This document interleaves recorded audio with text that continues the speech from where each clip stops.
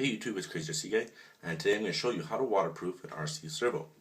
So I'm using my HPI SF50 high torque metal gear servo because the one in my axial SX10 broke, so I'm going to waterproof this and replace it. So the materials you're going to need to do this are obviously your servo, some paper towel, marine grease, which I bought at Canadian Tire, small screwdriver to undo the servo with, liquid tape or plastic dip, whichever one you want to use. Also, 2 cans or cups to hold up the servo when you're drying it. And I'm just going to use a screwdriver, so when the servo is ready to hold up, I can balance it over here and the servo will be hanging. So put all this to the side and let's get started. So what you're going to want to do first is go ahead and open up your servo. To do this, you want to remove the 4 back screws on your servo. Let's go ahead, remove the 4 pins, and be careful not to lose them. So there we go. 4 pins are removed, and the back piece can slide off.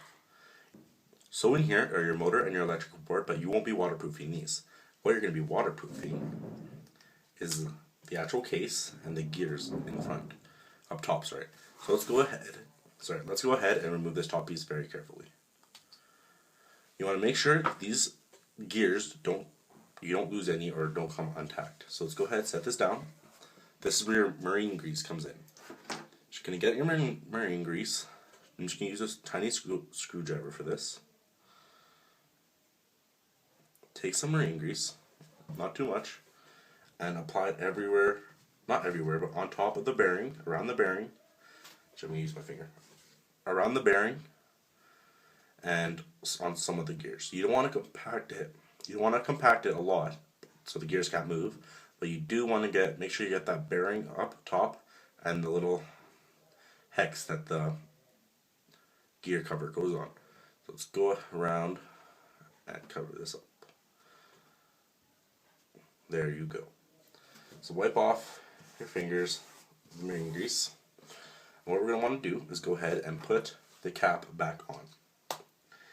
And there you go. When you push on, some marine grease should spit out, which is good. So what we're going to want to do now is go ahead and install back the 4 screws. So there is your servo. As you can see, marine grease is all up here, so no water is going to be getting in there. But where water can get in is through this lid up here and through the cracks over here because they are not sealed. Even though this is sealed, it's not fully waterproof. So that's where your brush-on electrical tape comes from. I'm going to go ahead and open this. What you're going to want to do,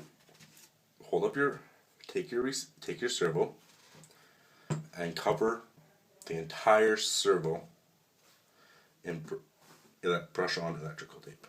Doesn't matter where, just keep covering it no matter where. So there we go, our whole servo is completely covered in brush-on electrical tape. Now this is where the cans come in place. I want to put 2 cans on each side. Take your screwdriver and tie a little knot on your ESC wire. And go ahead and hang your servo so all the brush-on electrical tape can run off if there's extras. So I'm going to come back in around 20-25 minutes or even sooner. I'll check on it, and I might do another coat, I might not, but I'll come back and show you the finished product. So there we go, I did put another coat on. I put another coat on about 10 minutes ago, and right now it is pretty dry. One thing I did notice is that these screws, I put another coat on and the screws were still not getting covered. I don't know why, but I'll go ahead and put one more coat on just the screws, so there's absolutely no pockets of water that are going to get in here. But other than that, your servo should be completely waterproof. As you can see right here, where there was a crack, there is no crack now because it's covered in electrical tape. Same along with here and along the bottom down here.